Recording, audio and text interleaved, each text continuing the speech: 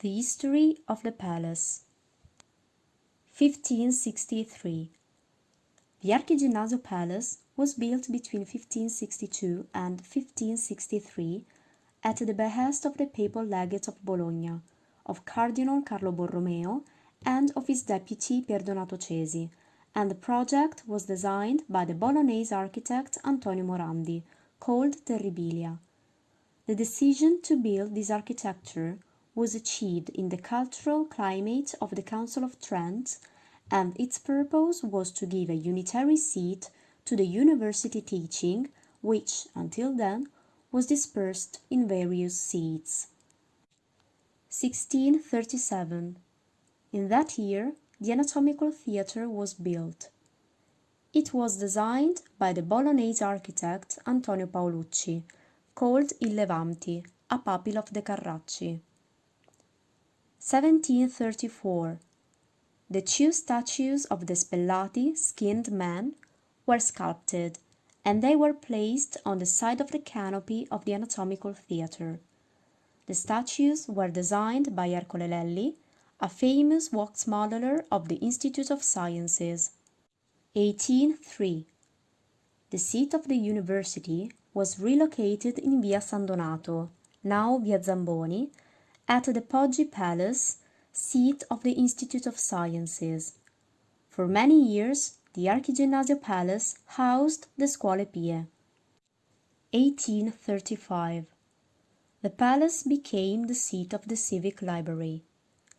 On the 21st December 1835, the City Council voted for the relocation of the library, founded in 1801 to house the book collections of religious corporations which were suppressed by the Napoleonic laws at the Archiginnasio Palace.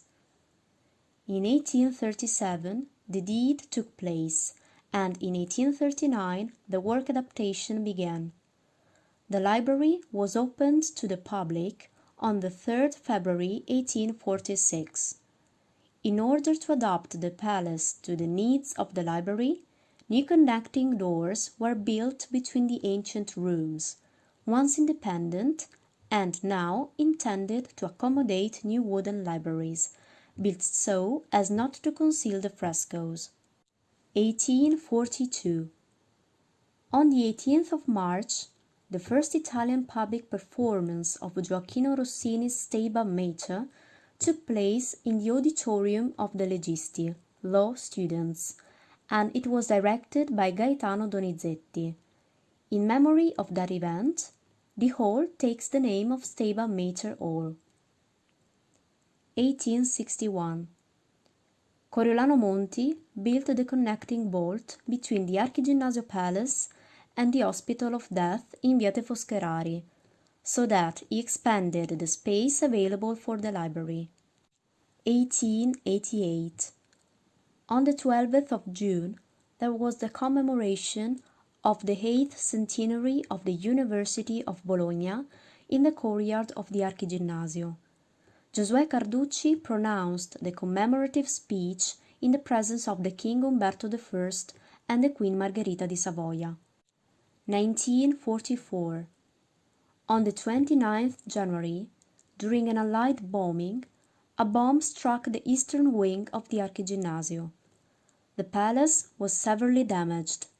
The anatomical theatre, the chapel of Santa Maria de' Bulgari with Bartolomeo Cesi's frescoes, and the direction, now the cabinet of drawings and prints, and room 16 were completely destroyed. 1954. The glass windows, designed by Leone Pancaldi, were placed in the upper arcaded loggia on the occasion of the exhibition on Guido Reni. The glass windows were completely substituted in 2006. 2015. The clock, that with its strokes marked the hours of lessons for the students, returned to work. Later, this task was assigned to the bell located in a corner between the north and the west walls. The current clock replaces that of the 17th century, that was lost during the bombing of 1944, while the bells are the original ones.